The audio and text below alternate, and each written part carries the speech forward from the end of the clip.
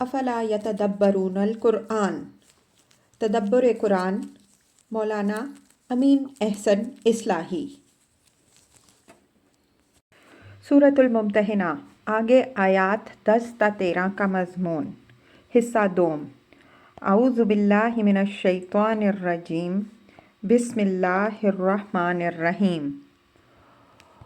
وَإِن فَاتَكُمْ شَيْءٌ مِّنْ أَزْوَاجِكُمْ إِلَى الْكُفَّارِ فَعَاقَبْتُمْ فَأْتُوا الَّذِي ذَهَبَتْ أَزْوَاجُهُم مِّثْلَ مَا أَنفَقُوا وَاتَّقُوا اللَّهَ الَّذِي أَنتُم بِهِ مُؤْمِنُونَ۔ عاقبتم کے معنی ہیں کہ سعادت العقبہ کم، یعنی پھر تمہاری باری آ گئی یا تمہیں موقع مل گیا۔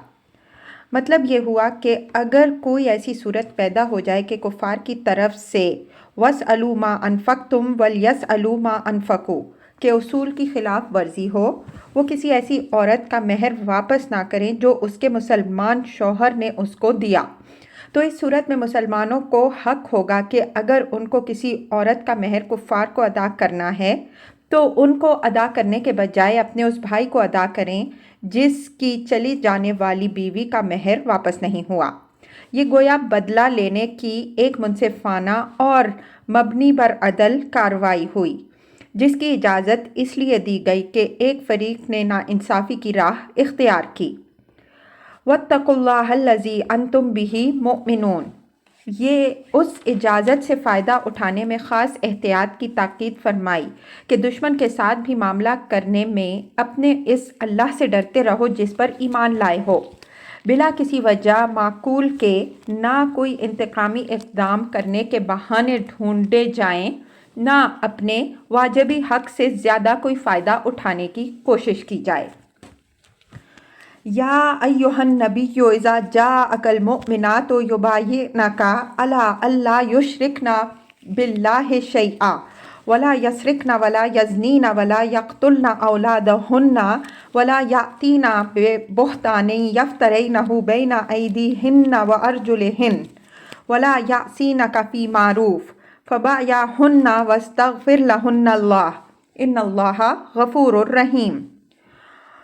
اور جس طرح مہاجرات کے امتحان کی ہدایت فرمائی، اسی طرح اس آیت میں یہ ہدایت فرمائی کہ جو عورتیں اسلام میں داخل ہونے کے لیے آئیں وہ بھی یوں ہی داخل نہ کر لی جائیں، بلکہ ان سے اسلام کے تمام معروفات کی پابندی کے ساتھ ساتھ خاص طور پر ان برائیوں سے بچتے رہنے کا اقرار لیا جائے جو جاہلی معاشرے میں عام رہی ہیں، تاکہ اسلامی معاشرہ میں ان برائیوں کے جراثیم پھیلنے نہ پائیں۔ یہاں یہ امر واضح رہے کہ یہ ہدایت اس زمانے میں فرمائی گئی ہے جب مردوں کی طرح عورتوں کے بھی ہجوم کے ہجوم حضرت صلی اللہ علیہ وآلہ وسلم کے پاس بیعت کے لیے آنے لگے ہیں، اور ان میں سے بہت سی عورتیں ان طبقات سے تعلق رکھنے والی بھی ہوتیں جن کا اخلاقی معیار زمانہ جاہلیت میں بہت پست تھا۔ یہ صورتحال مقتضی ہوئی کہ ان کو برائیوں سے بچتے رہنے کی خاص طور پر تاکید کی جائے، تاکہ جس نئے معاشرے میں وہ داخل ہو رہی ہیں اس کی خصوصیات سے ان کو آگاہی ہو اور وہ اپنے اندر تبدیلی پیدا کرنے کا ارادہ کر کے اس میں داخل ہوں۔ یہاں ان سے جن برائیوں سے بچنے کا اقرار لینے کی ہدایت فرمائی گئی ہے وہ یہ ہیں: الا اللہ یشرکن باللہ شیئا، یہ کہ وہ کسی چیز کو بھی اللہ کا شریک نہ ٹھہرائیں۔ تمام دین کی بنیاد تو توحید خالص پر ہے، اس وجہ سے سب سے پہلے شرک سے اجتناب کا اقرار لینے کی ہدایت فرمائی۔ ایک متوسط درجہ کے ذہن کے لیے توحید تک پہنچنے کا آسان راستہ شرک کی نفی ہی کی راہ سے کھلتا ہے۔ اگر شرک سے اجتناب کا شعور نہ ہو تو بہت سے لوگ شرک کی تمام آلودگیوں میں لتھڑے ہوئے بھی یہ زعم رکھتے ہیں کہ وہ توحید خالص پر ہیں۔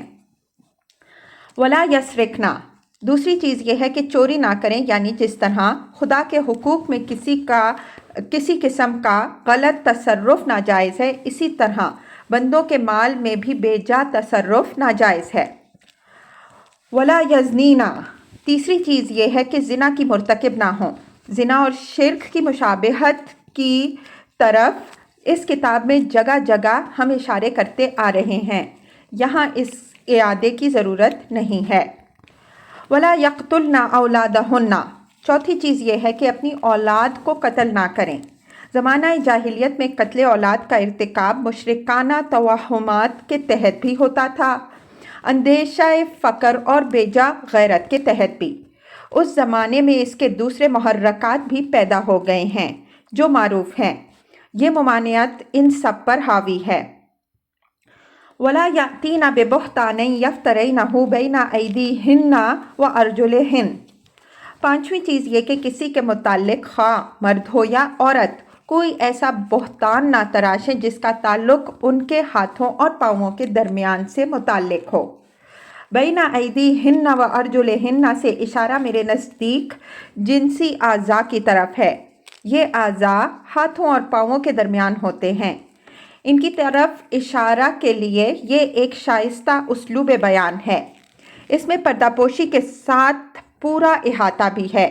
نہایت مہذب اسلوب سے ان تمام تہمتوں کی طرف اشارہ ہو گیا ہے جو جنسی نوعیت کی ہو سکتی ہیں، مثلاً زنا، تقبیل اور ملامست وغیرہ۔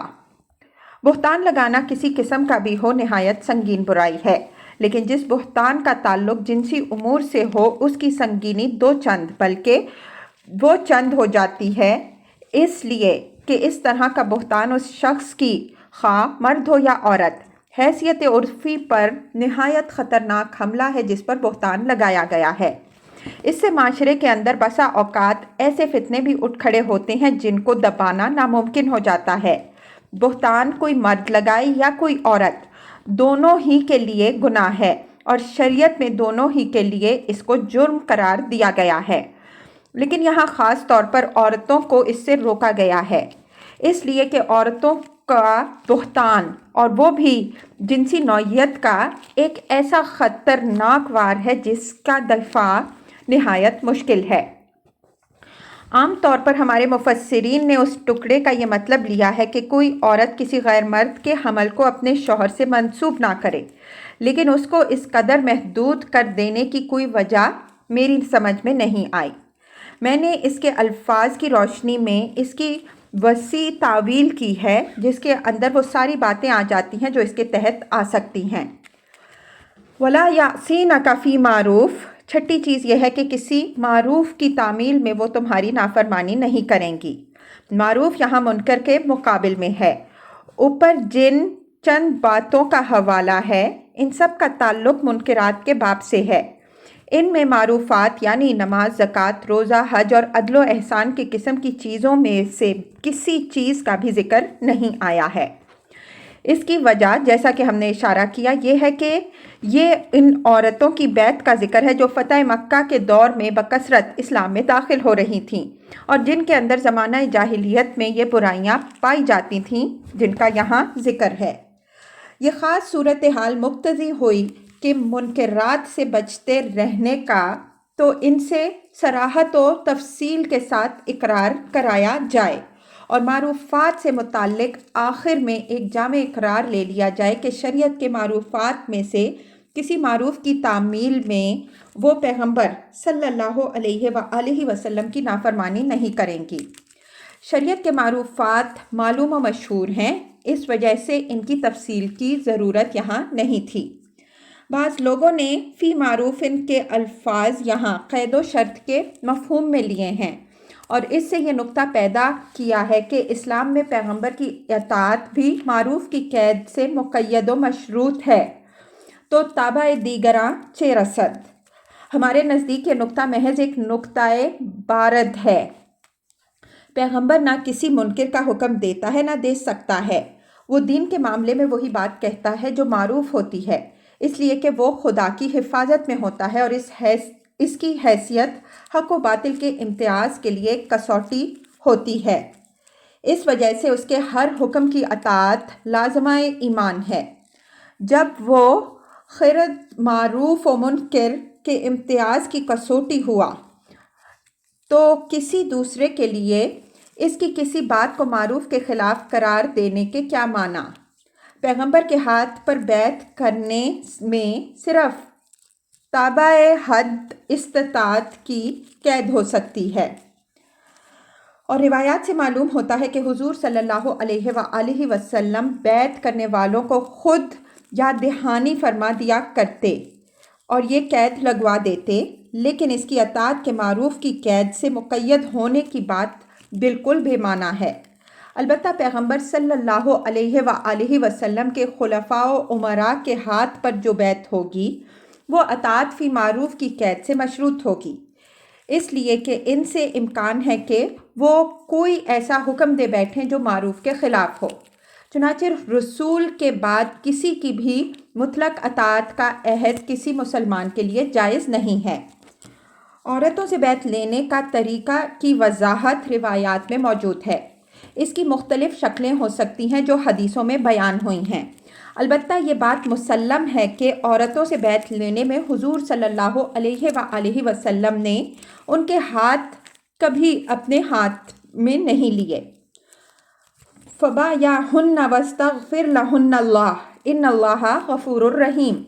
فرمایا کہ جو عورتیں ان تمام منکرات سے بچتے رہنے اور دین کے تمام معروفات کی پابندی کا اقرار کریں، ان سے بیعت لو اور ان کے لیے اللہ تعالیٰ سے مغفرت مانگو کہ اس سے پہلے ان سے جو غلطیاں صادر ہوئی ہیں وہ ان سے درگزر فرمائے۔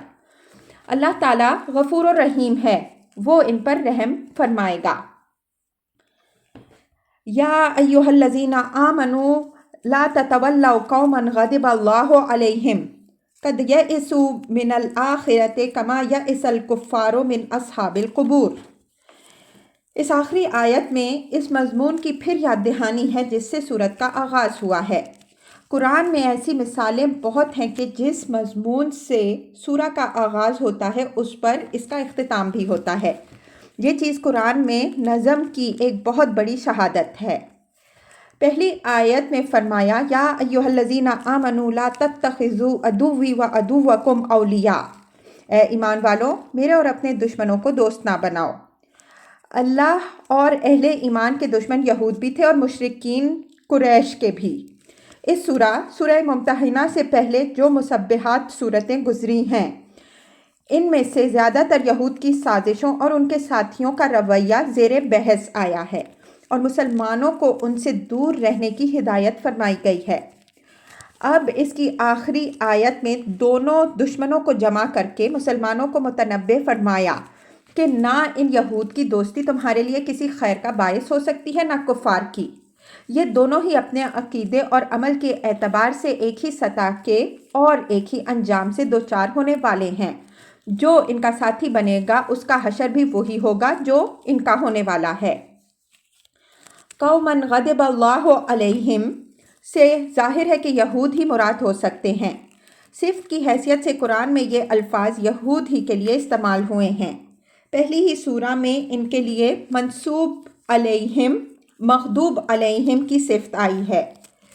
قد یئسوا من الآخرہ، یعنی اگرچہ زبان سے یہ آخرت کا اقرار کرتے ہیں لیکن ان کی دنیا پرستی، ان کی ہوس زر اور موت سے ان کا فرار گواہ ہیں کہ یہ آخرت کی توقع نہیں رکھتے۔ اگر یہ آخرت کی توقع رکھتے ہوتے تو یہ ان حرکتوں کے مرتکب نہ ہوتے جن کے مرتکب ہوئے اور اللہ تعالیٰ کی شدید تنبیہات کے بعد بھی ان سے باز نہ آئے۔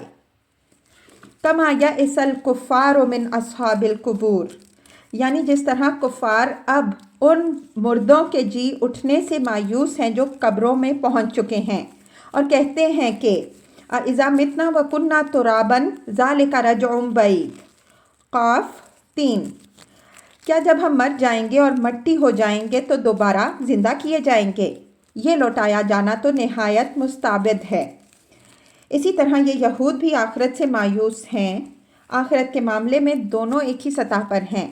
یہ امر یہاں واضح رہے کہ قرآن نے جگہ جگہ یہود اور کفار کی مشابہت نمایاں فرمائی ہے تاکہ جو مسلمان اہل کتاب ہونے کی بنا پر ان سے کسی حسن ظن میں مبتلا تھے ان کی غلط فہمی رفع ہو اور ان پر واضح ہو جائے کہ ان میں سے ہر ایک دوسرے سے بدتر ہے۔ اللہ کی توفیق سے ان سطور پر اس سورہ کی تفسیر تمام ہوئی۔ وَلِلَّهِ الْحَمْدُ فِي الْأُولَى وَالْآخِرَةِ۔ رحمان آباد 4 مارچ 1978، 23 ربیع الاول 1398 ہجری۔